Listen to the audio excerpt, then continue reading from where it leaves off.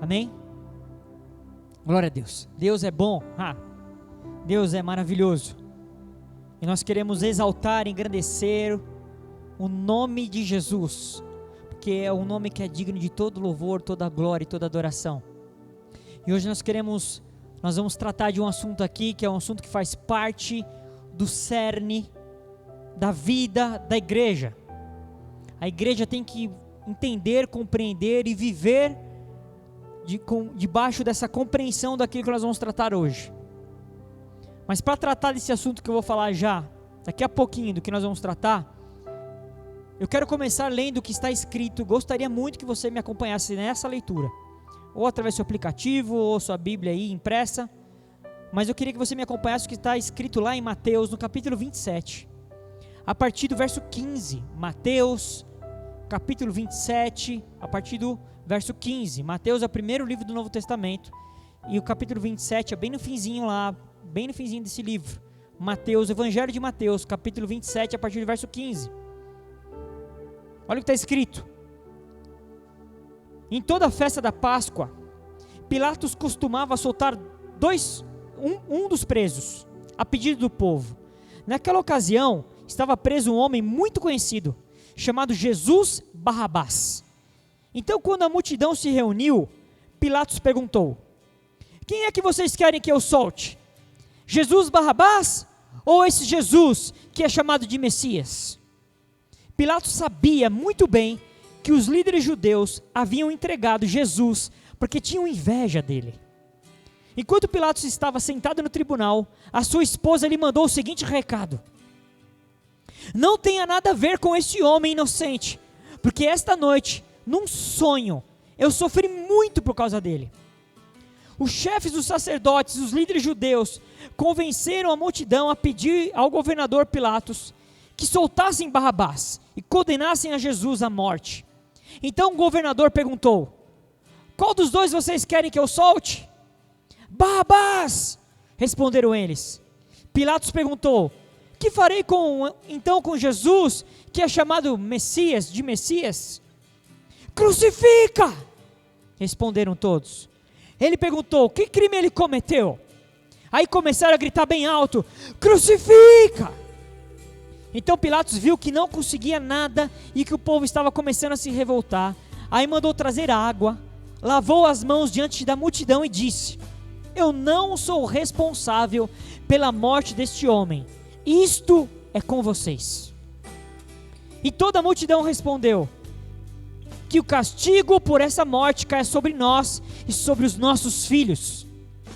Então Pilatos soltou Barrabás, como eles haviam pedido. Depois mandou chicotear Jesus e o entregou para ser crucificado. Depois os soldados de Pilatos levaram Jesus para o palácio do governador e reuniram toda a tropa em volta dele. Tiraram a roupa de Jesus e o vestiram com uma capa vermelha.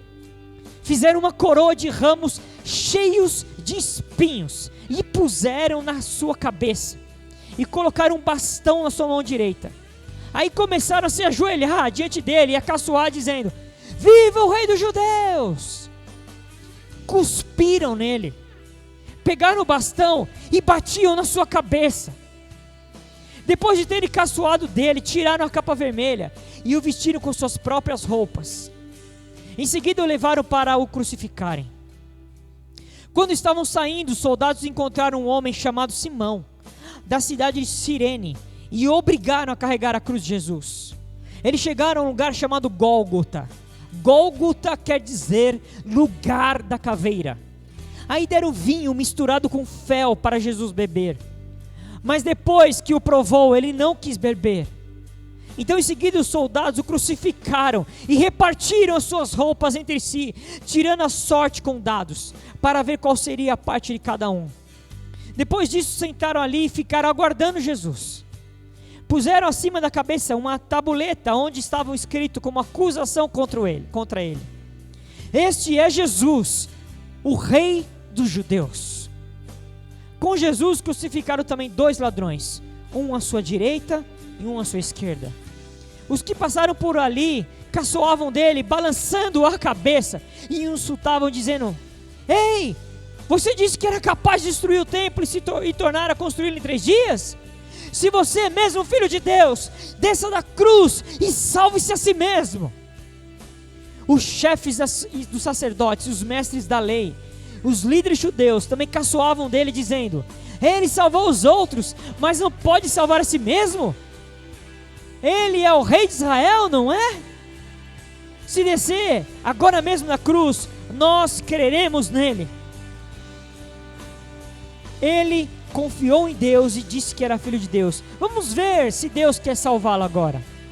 E até os ladrões que foram crucificados com Jesus também o insultavam. Ao meio-dia, começou a escurecer, e toda a terra ficou 3 horas na escuridão. Às 3 horas da tarde, Jesus gritou bem alto: Eli, Eli, lema sabachthani. Essas palavras querem dizer: meu Deus, por que me desamparaste? Algumas das pessoas que estavam ali ouvindo isso disseram: ele está chamando Elias.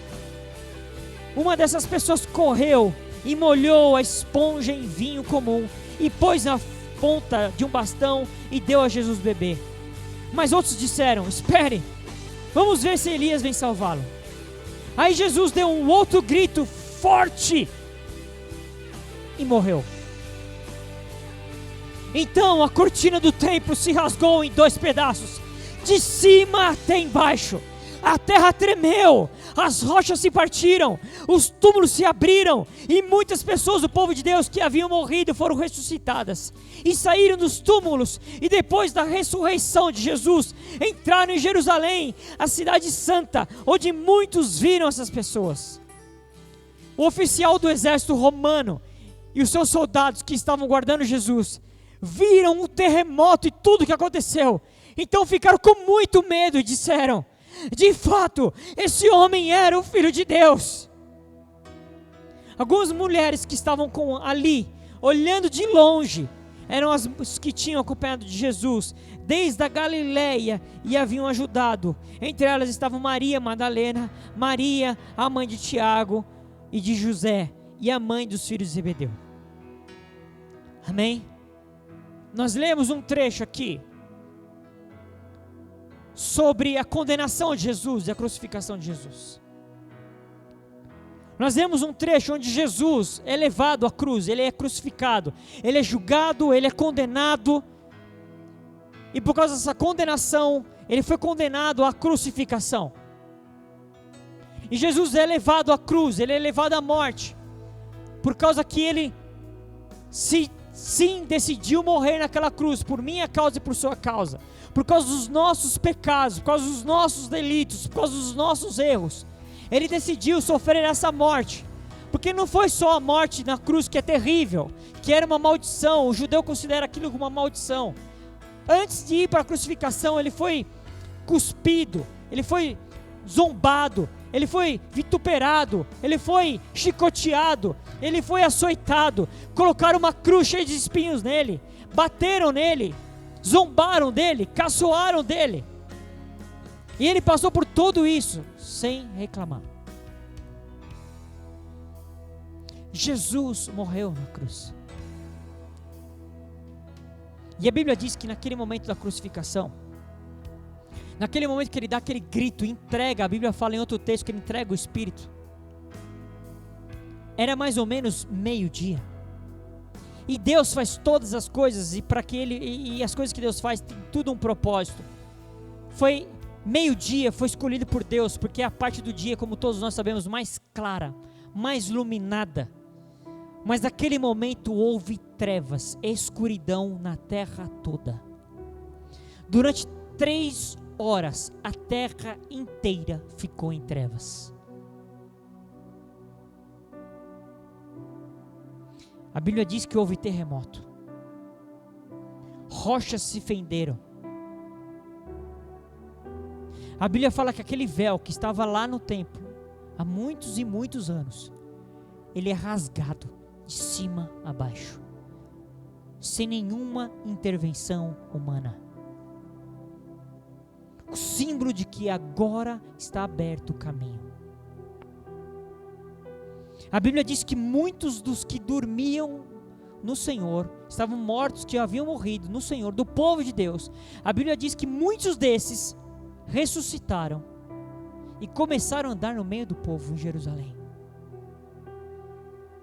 Você imagina, você consegue imaginar? Me desculpe,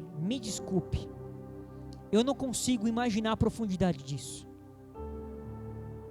Nunca houve na terra, e nunca haverá na terra, a não ser quando Jesus voltar, um evento espiritual que deu uma repercussão tão profunda no natural como a morte de Jesus. Porque não foi só trevas de escuridão. Você tem que pensar o seguinte, temos que nos colocar naquele contexto. Na época não existia luz elétrica. A escuridão foi profunda, foi densa as trevas. O símbolo não é só a ausência de luz, não houve só a ausência de luz literal, porque houve a ausência de luz literal. A declaração é que Deus não está mais aqui. Deus saiu.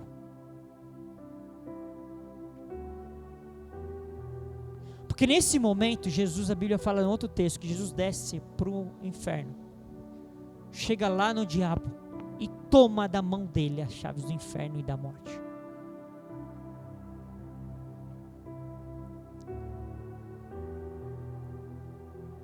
Jesus morreu.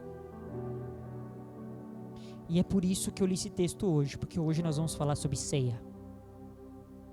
Não existe, não tem como não falar de ceia sem fazer um vínculo profundo e direto com a morte de Jesus.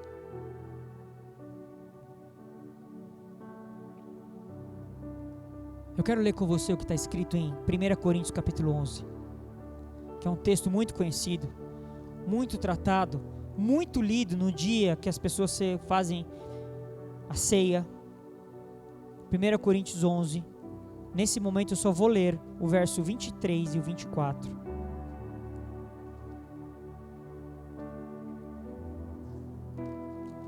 Que está escrito assim: Paulo falando com essa igreja de Corinto. Paulo falando com eles, Paulo estava tratando com eles aqui, na verdade Paulo estava exortando a igreja, porque a igreja estava cometendo diversos equívocos. E ele está tratando com a igreja aqui, mas eu vou especificamente nos versos que vão falar aqui da questão da ceia. Porque Paulo fala o seguinte: porque eu recebi do Senhor este ensinamento que passei para vocês. Que o Senhor Jesus, na noite em que foi traído, pegou o pão e deu graças a Deus. Depois partiu o pão e disse: isto é o meu corpo que é entregue em favor de vocês. Façam isto em memória de mim. Verso 25. Assim também depois do jantar ele pegou o cálice e disse: este cálice é a nova aliança feita por Deus com o seu povo, aliança que é garantida pelo meu sangue. Cada vez que vocês beberem desse cálice, façam isso em memória de mim. Verso 26.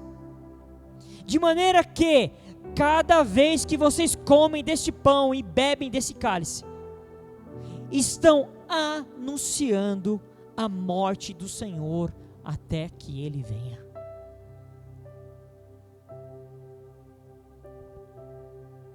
A ceia tem um propósito específico. O propósito da ceia é para que nós, os filhos de Deus, possamos trazer à memória aquilo que Jesus fez por nós. Jesus morreu na cruz. A ceia não é um memorial do nascimento de Jesus. Não é para tratar sobre os milagres de Jesus. Não é para tratar sobre o tempo que Jesus teve com sua vida ministerialmente aqui exposta na terra. Nem tampouco para falar até mesmo sobre a ressurreição. Mas é que a gente possa trazer à nossa memória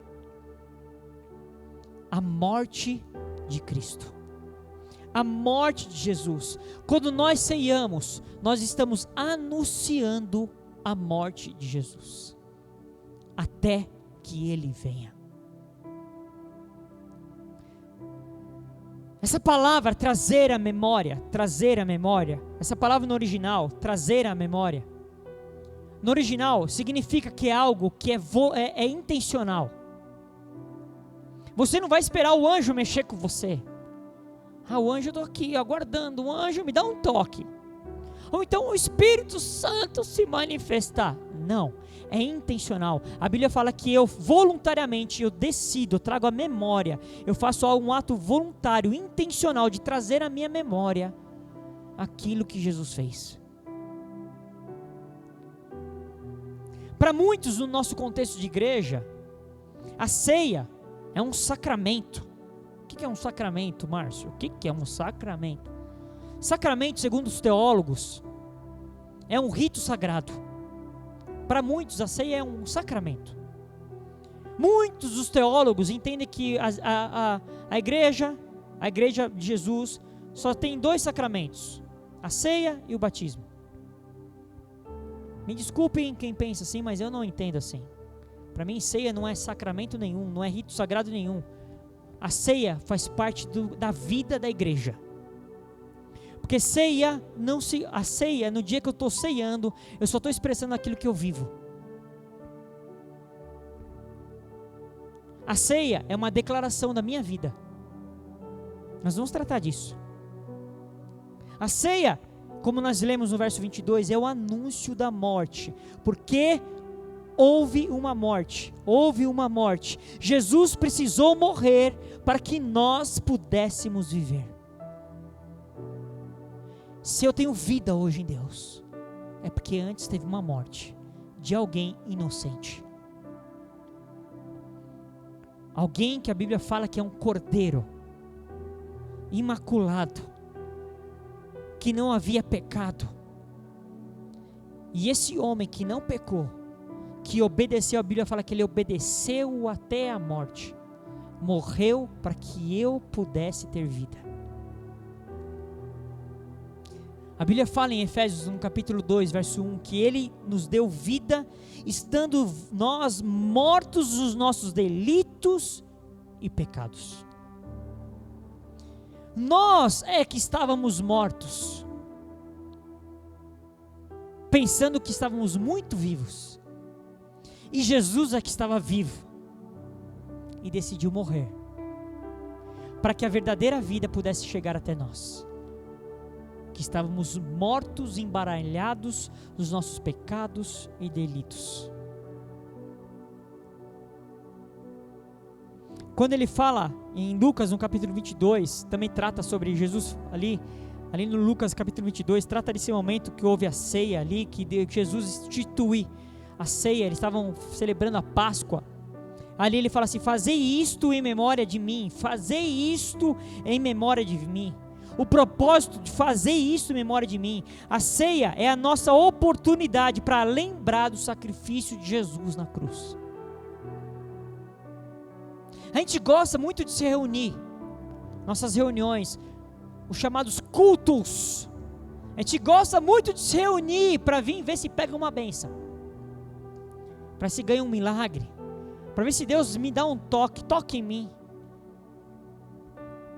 Mas nós nunca, por vezes, quase nunca, não vou falar nunca porque seria um equívoco, a gente vem por causa dele. Quase nunca nos reunimos porque nós o amamos. Por isso que nós temos tantas desculpas às vezes para não ir para um encontro. Mas é que eu tenho minha casa, é que o meu dinheiro está curto, é que eu tenho meu vizinho, é que eu tenho meu papagaio, é meu marido, é minha esposa, é meu filho, é minha filha, é o meu negócio, é a minha fazenda, é meu carro, é meu calo, é minha unha cravada. Porque se nós entendêssemos que Ele nos amou e que nós devemos amá-lo, a gente nunca fazer isto. Porque todas as vezes que comerdes este pão, beberdes esse cálice, Jesus disse: anunciareis a morte do Senhor até que Ele venha. Paulo dizendo sobre isso, sobre esse trecho aqui, desse momento que Jesus teve ali. E o detalhe que é muito relevante, Por isso que é importante te conhecer a história bíblica. Quando foi escrito esse livro aqui de Coríntios que nós lemos, os evangelhos ainda não tinham sido escritos. Então Paulo não leu Marcos, Paulo não leu Mateus, Paulo não leu Lucas para saber disso daqui. Não, ele fala, eu recebi do Senhor. É evidente que a gente não sabe como foi isso, se foi uma revelação direta. Nós não sabemos, e também isso pouco importa para esse momento. Mas significa o seguinte, é uma validação de que efetivamente aconteceu alguma coisa naquele dia. E quando ele fala fazer isso, é um ato deliberado nosso, eu faço. Não é que Deus faz através de mim. Deus já nos deu uma direção, Deus já deu uma instrução para a igreja. Igreja, façam isso. Filhos meus, façam isso. É uma atitude, uma postura nossa. Eu faço isso, eu trago a memória, eu me reúno com esse propósito. Para quê? Para que nós possamos anunciar a morte de Jesus na cruz.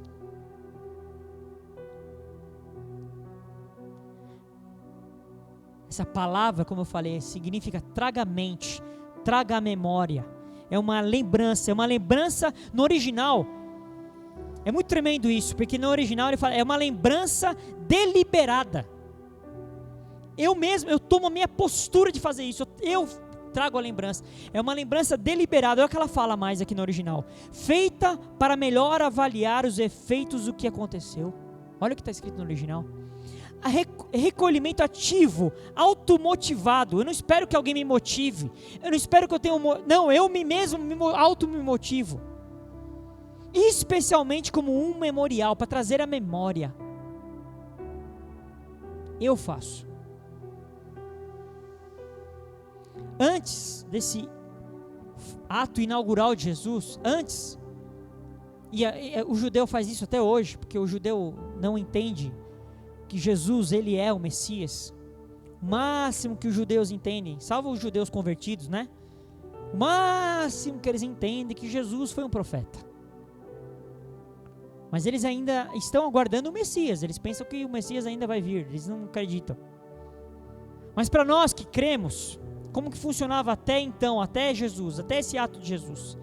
Antes, a Páscoa tinha o seu lugar, o seu simbolismo, o seu momento, o seu propósito. A Páscoa que era uma memorial, a Páscoa sim era um memorial, a memória do povo de Deus, a memória do povo hebreu, do povo judeu. Do quê? Para que a Páscoa serve? Para que a Páscoa serve para o judeu? Por que o judeu participa da Páscoa até hoje? Uma vez ao ano, uma vez por ano o judeu celebra a Páscoa. Qual que é o propósito da Páscoa judaica? A Páscoa judaica tem um propósito, trazer à memória aquilo que Deus fez com eles lá no Egito. Que Deus os livrou do Egito, livrou da escravidão, tirou do poder do faraó, fez eles passar pelo mar vermelho, a pés secos. Então toda vez que eles se reúnem à Páscoa, eles trazem a memória dessa libertação. Tanto é que em Êxodo, no capítulo 12, verso 14, Deus diz, e ele fala lá, para lembrar que eu, o Senhor, fiz. Para vocês lembrarem o que foi que eu fiz. Vocês eram um povo escravo, e eu livrei vocês. E sabe que também qual que era o propósito, qual que é o propósito da Páscoa também? Para o judeu, é para ensinar as crianças o que significa, por que eles participam da Páscoa. Então uma criança judia, se você conversar com qualquer criança que tem já entendimento, que já é uma criança que já tem, já consegue conversar, já entender algumas coisas, se você perguntar para ela por que ela participa da ceia, essa criança vai saber te explicar, porque na época da Páscoa, todo judeu ensina às crianças o que significa a Páscoa. Papai, por que a gente come isso? Papai, por que a gente come essas ervas amargas? Papai, por que a gente come esse pão sem fermento? Papai, por que a gente faz isso? A gente come isso, filha, porque uma vez Deus, o nosso povo, nossos antepassados, eles estavam escravos, eles contam toda a história e a criança aprende o que significa a Páscoa. Nós devemos no dia da ceia, nós como igreja, o que nós deveríamos fazer, inclusive nós fazemos aqui. Inclusive as nossas crianças semana passada tiveram esse momento. nós devemos ensinar no dia da ceia. No dia da ceia, toda igreja deveria pegar os seus pequenos e ensinar o porquê que nós ceiamos. Toda criança que vive no nosso contexto cristão, ela deveria saber por que ela participa da ceia. Ela não pode chegar para você como um pãozinho e toma um suquinho, não pode ser assim. Ela deve entender. É evidente que ela não vai entender na profundidade, é evidente que ela não vai, algumas situações que nós vamos tratar aqui ela não vai fazer, porque ela não vai entender, mas ela tem que saber que aquilo não é só um pãozinho e um suquinho. É nosso dever, primeiro dos pais, de ensinar às crianças o que significa a ceia. E segundo, é um compromisso que a igreja tem com os pequenos também de ensinar. A ceia tem esse propósito. Mas a ceia também tem um outro propósito. A ceia é também uma declaração de algo que nós vamos ver aqui. Porque em Mateus, no capítulo 26, no verso 26, eles faziam enquanto comiam, quando Jesus estava ali, aí Jesus vai e diz para eles como que vai acontecer. Enquanto comiam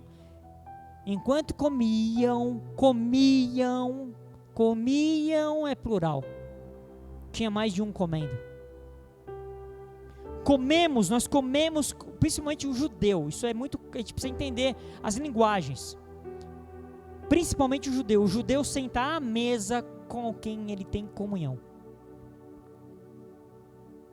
Se um judeu chama alguém para sua casa, para sentar à mesa, para comer, é porque ele te tem por estima, por valor, consideração.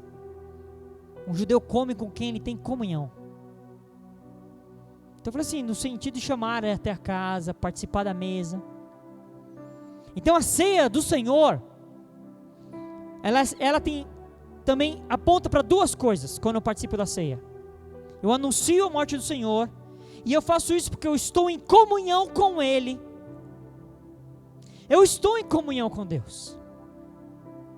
E estou em comunhão com os meus irmãos. E por isso nós juntos vamos anunciar a morte de Cristo. Ceia tem tudo a ver com comunhão. Não existe ceia isolado, sozinho. A palavra não me dá uma vírgula de possibilidade de eu pensar, imaginar, de que eu posso participar da ceia sozinho. Você ceia em comunhão com seus irmãos, com a igreja. E se eu participo da ceia, eu vou repetir isso. É porque eu estou fazendo uma declaração pública, clara. Estou em comunhão com meu Deus. E estou em comunhão com os meus irmãos.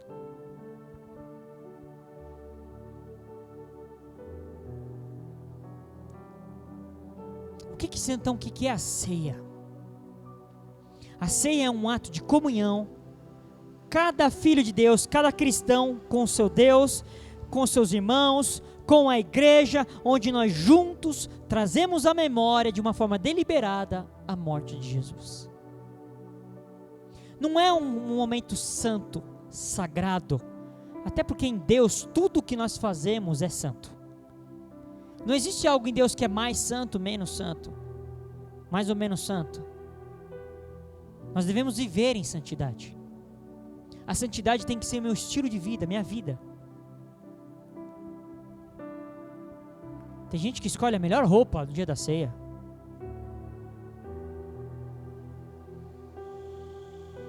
A melhor beca. Os pais obrigam os filhos. Esse culto você não pode faltar porque é o culto da Santa Ceia, menino. Onde já se viu? Não é mais importante do que as outras reuniões, nem tampouco menos importante.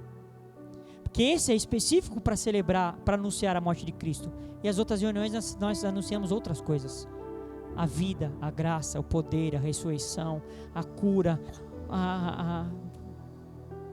tudo aquilo que Deus vai direcionando. A palavra que fala mesa do Senhor, que nós participamos da mesa do Senhor, essa palavra no original é a palavra koinonia. Koinonia, que significa comunhão. O símbolo é Cristo é o centro da ceia. Ele é o centro da ceia. E Jesus usou 2 símbolos para tratar da ceia: o pão e o fruto da vide. Pode ser o suco, pode ser o vinho. O fruto da vide. O pão, e aqui o símbolo é o pão sem fermento. E nós vamos falar disso. E o fruto da vide. Lá em Mateus, no capítulo 26, no verso 28, fala assim: porque isto é o meu sangue, o sangue da nova aliança, derramado em favor de muitos para a remissão dos pecados. Lá em Gênesis, no capítulo 9, no verso 4, depois que Noé, acontece aquilo que aconteceu com Noé, porque até então os homens não comiam, não estavam autorizados a comer carne, eles comiam praticamente vegetais, verduras, mas ali Deus ele autoriza que o homem possa comer os animais, só que ele fala que ele não pode comer a carne com sangue. Você pode comer, mas não pode comer carne com sangue.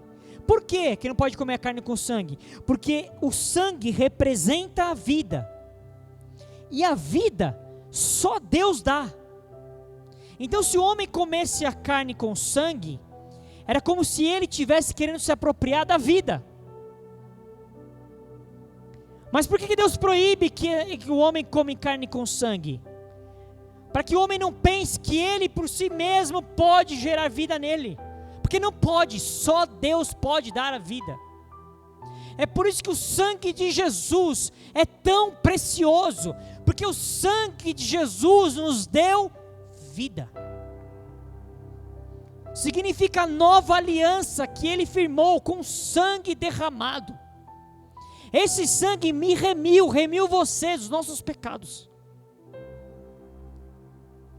O sangue me dá vida. E por isso que Jesus fala: tome esse cálice. Porque aí sim, você imagina um judeu, para o judeu isso foi uma maluquice, para o judeu bugou.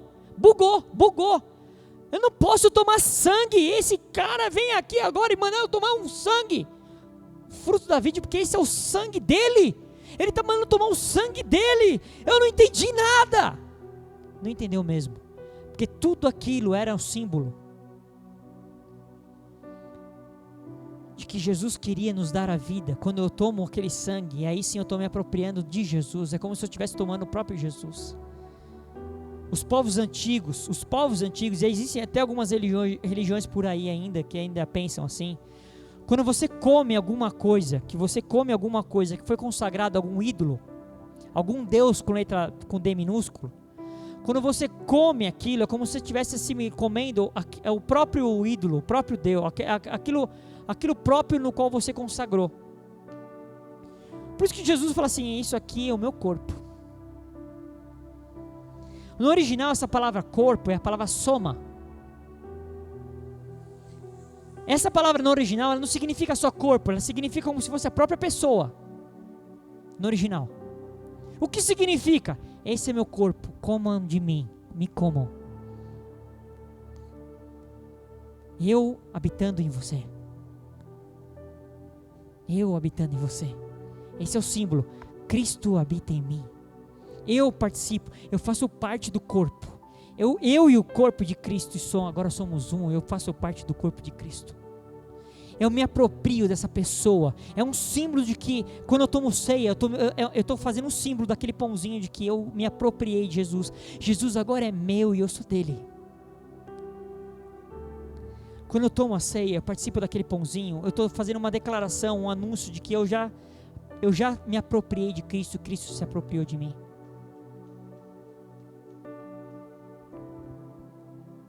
Por que ele fala de um pão sem fermento? Porque o fermento, o símbolo do fermento na palavra de Deus, o símbolo do fermento significa corrupção, o fermento também significa imoralidade, significa falsa doutrina, significa corrupção moral. O fermento tem esses símbolos. Por isso que Jesus, na Páscoa, eles não comem o pão com fermento. Sabe o que eles estão declarando? Eles não querem que você come um pão amassadinho só. Ele está querendo assim, vocês não se apropriem de nada que seja moralmente equivocado, que vão te corromper, que vão levar vocês a um engano, a um erro, falsas doutrinas. Não se apoderem, não adquiram, não comam, não se apropriem de falsas doutrinas. Sabe o que significa quando eu como um pão sem fermento? Com esse entendimento, eu não estou mandando você ficar comendo pão sem fermento não, viu? Você que está me ouvindo. Isso é um símbolo. Quando você faz isso, você está dizendo o seguinte: eu me apropriei de Jesus. Sem dogmas, sem religião, sem sofismas, sem ritos religiosos, sem nada humano. Eu me apropriei de Jesus, porque Jesus, eu entendi que Jesus morreu na cruz por mim. Eu não tomo posse, eu não participo de uma religião, eu participo do próprio Cristo. Eu faço parte do corpo de Jesus, corpo de Cristo. Quando que nós devemos? Aí uma outra questão, que existe aquelas discussões vãs, aquelas vãs discussões no meio evangélico. Quando que se deve participar da ceia? Qual que é o dia específico? Jesus não falou. Jesus não disse. É o primeiro domingo, é o último domingo, é no sábado, não é no sábado, é todo dia, é toda vez que se reúne, não é toda vez que se reúne. Jesus não falou.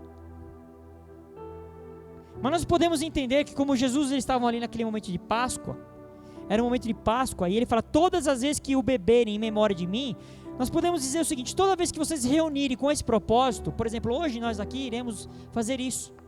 Toda vez que vocês se reunirem com esse propósito específico, qual o propósito específico? Hoje nós vamos nos reunir com o propósito de trazer à memória a morte de Jesus. Você pode fazer isso todo dia se você quiser. Você pode fazer uma vez por mês, uma vez por semana, uma vez por ano. Mas toda vez que vocês se reunirem com esse propósito, aí ele vai falando, toda vez que vocês fizerem isso, façam isso em memória de mim. Uma outra questão que sempre tem essas questões: quem que pode tomar a ceia? Infelizmente, isso a gente tem que tratar todas as vezes, porque a gente vem com um ranço de anos e anos e anos, religioso, que não agrada a Deus, que na verdade exclui coisas que Deus incluiu, e nós na nossa arrogância excluímos. Por isso que é sempre bom a gente entender, ministrar sobre isso. Quem é que pode participar da ceia? Muitos acham que só aqueles que foram batizados nas águas, esses somente foram.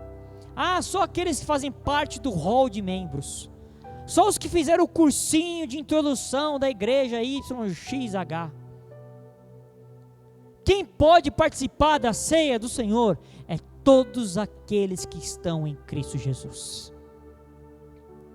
Pode ter acontecido hoje. Se está em Cristo, está com seu coração liberado, está em comunhão com Deus, está em comunhão com o corpo de Cristo, está entendendo que aquilo, vai celebrar a morte de Cristo, participa. Aonde está na palavra de Deus que é só depois do batismo? Pelo amor de Deus, alguém me mostra isso. Não tem. Nós que colocamos essas regrinhas humanas. O que eu conheci de gente que era novo convertido, que não tinha tido ainda a oportunidade de se batizar, porque na igreja que ele estava inserido não teve o dia do batismo, mas estava com fome, com sede de Deus, buscava Deus todos os dias, entregou sua vida totalmente para Deus, estava com a sua vida em piedade, em comunhão, em santidade, mas chegava no dia da ceia: não, irmão, você não pode participar porque você não está batizado ainda. Nós mesmos excluímos as pessoas. Aqueles que Deus não excluiu, aqueles que Deus aceitou, nós excluímos. Como se tivesse uma casta de gente dentro da igreja que é melhor do que a outra. Nós mesmos nos separamos, nos dividimos. Isso é terrível. Ao mesmo tempo que eu já vi de gente batizada, com 30 mil anos de igreja, com cargo na igreja, mas tinha uma vida tortinha. Mas chegava no dia da ceia, estava com uma roupa gospel, uma capa evangélica, e com a maior cara de pau participava da ceia. Quem tem que participar então? Quem faz parte dessa nova aliança? Quem já faz parte dessa nova aliança, esse pode participar. Aceitou a Jesus como Senhor da sua vida. A sua vida agora é dele. você pode participar. Você já faz parte da nova aliança. Quem faz parte dessa nova aliança pode participar. Mas, Márcio, lá no texto, eu já li, viu? Eu já li. Que fala assim, não pode tomar aqueles que tomam de uma forma indignamente, indigna. Isso é uma coisa que a gente precisa entender. Essa questão aqui que Paulo trata aqui, que ele fala aqui, no verso 27, e ele começa no verso 27, eu vou ler aqui, a partir do verso 27 de 1 Coríntios 11, porque por isso, aquele que comer do pão do Senhor e beber do cálice, de modo que ofenda a honra do Senhor, estará pecando contra o corpo e sangue do Senhor. Portanto, cada um examine a sua consciência. Então coma do pão e beba do cálice. Pois a pessoa que comer do pão ou beber do cálice sem reconhecer do que se trata, do corpo do Senhor, estará sendo julgada de comer e beber do seu próprio castigo. É por isso que muitos de vocês estão doentes e fracos, e alguns já morreram. Se examinássemos primeiro a nossa consciência, nós não seríamos julgados pelo Senhor. E ele fala, mas somos julgados e castigados pelo Senhor, para não sermos condenados juntos com o mundo. Portanto, meus irmãos, quem participa da ceia? Os irmãos. Quando vocês se reunirem é mais de um. Para a ceia do Senhor, esperem uns pelos outros. E se alguém estiver com fome, que coma em casa, para que Deus não castigue vocês. Aí ele vai tratar aqui. Ceia é um ato de comunhão. Quando ele fala assim, não coma indignamente, o que significa? Não é a pessoa que é indigna. No original, a palavra no original não significa isso. Não é que você é indigno. Você não pode tomar a ceia de forma indigna. Como assim? Achar que aquilo é só um pãozinho, um suquinho. Achar que aquilo não significa nada. Achar que aquilo é apenas um rito. Achar que aquilo apenas é um rito da igreja. A vida está toda torta, toda bagunçada, você não está em comunhão na verdade com o corpo de Cristo, você mal aparece na reunião, você mal aparece na vida dos outros, a sua vida é bem tortinha, bem confusinha, bem longinha de Deus, mas no dia da ceia você está lá comendo a ceia do Senhor, participando. Isso é comer de forma indigna, é a forma que você participa, não você, porque digno ninguém é. Quem é digno de comer? Se não fosse o sangue de Jesus me lavar, me purificar e me justificar, quem sou eu na fila do pão? É a maneira, eu tenho que ter consciência, eu tenho que ter temor, eu tenho que ter entendimento. Por isso que Paulo fala aqui, ele repete, tenha consciência, entendimento, se examine a si mesmo. É por isso que nós não servimos a ceia para as crianças. A gente até deixa eles comerem o pãozinho, a gente até não nega o pãozinho, o suquinho, ok. Mas aquilo na verdade ele ainda não está fazendo com entendimento, porque a ceia tem que ter entendimento. Por quê? Porque uma criança de 2, 3 anos ainda não consegue examinar a si mesmo. O que nós devemos fazer? Examinar a nós mesmos. Quem examina é você que se examina, não é teu marido, não é teu pastor, não é teu presbítero, não é teu filho, não é teu pai que vai examinar e dizer se você pode ou não pode. Ninguém tem direito de falar isso em relação a ninguém. É evidente que se existe alguém posto em autoridade, que isso fique claro aqui, e você sabe que tem um irmão, uma irmã que está num erro terrível, está zombando de Deus, e você conhece daquela situação, tem conhecimento, aquilo já até é público, você vai repreender, você está fazendo isso, mas você sabe que está fazendo de uma forma equivocada, não sabe? Você está fazendo isso por sua própria condenação. É evidente que nós temos que exortar as pessoas no momento que nós devemos ter a sabedoria de fazer. Mas não cabe em mim dizer. Por que se ela se arrependeu antes de chegar para a reunião? Se arrependeu? Ou tem tempo de cura, tempo assim, é o tempo do arrependimento. Tem que ficar 40 dias num sacrifício no sal grosso ajoelhado. Quem sou eu? Por isso que a Bíblia diz, examine-se a si mesmo. Vê se tem alguma coisa que está equivocada aí. Qual que é o propósito? Porque se tiver alguma coisa equivocada no meu coração, eu estou me examinando, eu vou me arrepender, porque eu amo ao Senhor, eu entendo que Jesus é o meu Senhor, eu o amo, então eu me arrependo, me corrijo e participo da ceia.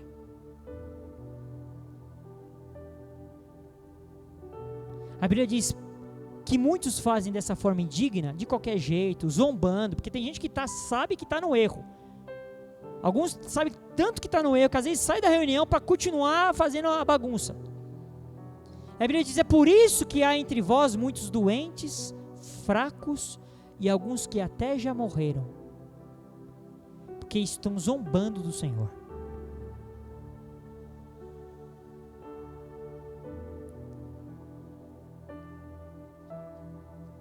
A Bíblia fala em João capítulo 6, a partir do verso 51, eu não vou ler, só vou falar do texto, que Jesus, ele mesmo diz que ele é o pão que desceu do céu.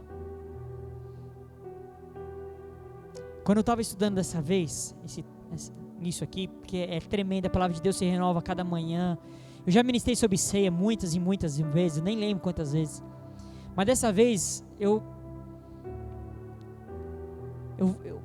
vi uma cena, uma cena veio ao meu coração, que Jesus, quando estava ali com os seus discípulos, no dia da Páscoa, pré-crucificação, antes de ser crucificado, aquela última ceia, Páscoa, que ele participa, que ele inaugura o tempo da ceia, Jesus estava sentado à mesa com os discípulos, e eu sei que o português, nossa língua portuguesa é uma língua bem rebuscada. Quando nós estamos sentados para comer, nós sentamos à mesa.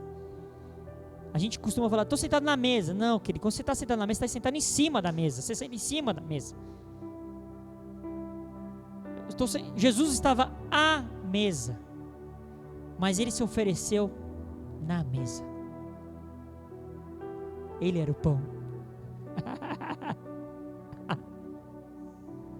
Ele era o pão.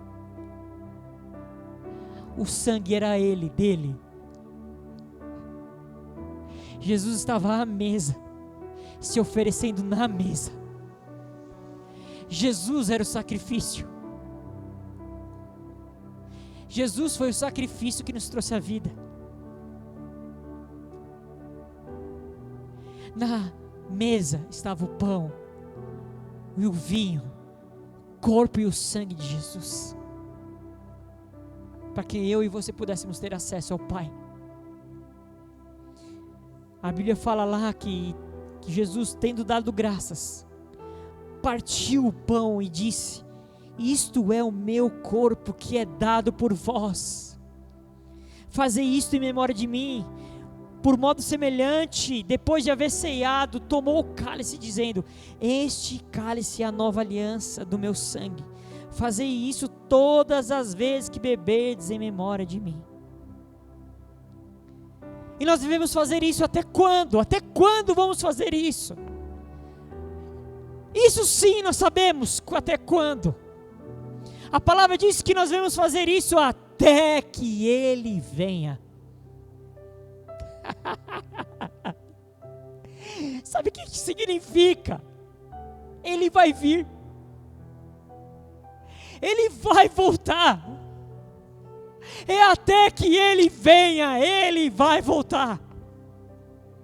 É até que Ele venha, nós vamos participar da ceia, nós vamos anunciar a morte, porque quando Ele vir, nós não vamos mais precisar anunciar a morte, porque agora só vai ser vida. É até que Ele venha. Nós, a igreja de Jesus, nós sabemos até quando devemos fazer isso, até que Ele venha, porque Ele vai vir, Ele vai vir, Ele vai vir, Ele vai vir. Jesus vai voltar, é uma garantia. Paulo que diz até que Ele venha. Toda vez que nós ceiamos, nós estamos dizendo o seguinte: Ele morreu, mas Ele vai voltar. Até que Ele venha, Ele vai voltar. Ele vai voltar. Ele vai voltar, Ele vai voltar, Ele vai voltar. Jesus, Ele vai voltar. Ele não está atrasado. Não.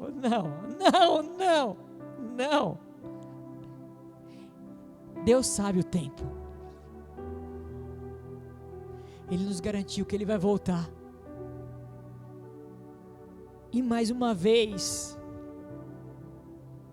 orando, buscando em Deus, eu vi outro lugar que me dá uma garantia plena de que Ele vai voltar, porque a palavra de Deus diz lá em Apocalipse, no capítulo 4, que lá no céu, quando o João tem aquela visão, ele é levado em visão, Jesus fala para ele, vem até aqui, venha ver, e ele começa a ver coisas ali, que Deus começa a revelar a ele, e aí a Bíblia fala lá no capítulo 4, a partir do verso 8, assim, cada um desses 4 seres vivos tinham 6 asas, que estavam cobertas de olhos dos 2 lados, e de dia e de noite não paravam de cantar assim. Olha o que esses seres cantavam de dia e de noite, de dia e de noite, e eles não paravam, eles cantavam: Santo, Santo, Santo é o Senhor Deus Todo-Poderoso, que era, que é e que há de vir. Ele vai voltar. Até esses seres declaram isso, cantam isso. Ele vai voltar. Ele vai voltar. Jesus vai voltar. Você está pronto? Você está pronta? Ele vai voltar. A Bíblia fala em Isaías capítulo 53 que Ele foi transpassado, no verso 5, a partir do verso 5, mas Ele foi transpassado pelas nossas transgressões, e moído pelas nossas iniquidades. O castigo que nos traz a paz estava sobre Ele, e pelas suas pisaduras fomos sarados. Não é seremos não, é fomos. Todos nós andávamos desgarrados como ovelhas, cada um se desviava pelo caminho, mas o Senhor fez cair sobre Ele a iniquidade de todos nós. Ele vai vir. A Bíblia fala em Hebreus capítulo 10. Hebreus capítulo 10, a partir do verso 19. Tendo, pois, irmãos, ousadia para entrar no Santo dos Santos pelo sangue de Jesus, pelo novo e vivo caminho que Ele nos consagrou pelo véu, isto é, pela sua carne, e tendo um grande sacerdote sobre a casa de Deus, cheguemo-nos com um sincero coração, em plena certeza de fé, tendo o coração purificado da má consciência, e lavado o corpo com água pura, guardemos firme a confissão da esperança, sem vacilar, porque fiel é o que prometeu, até que Ele venha. Jesus vai voltar. Que hoje você possa estar entendendo essas coisas,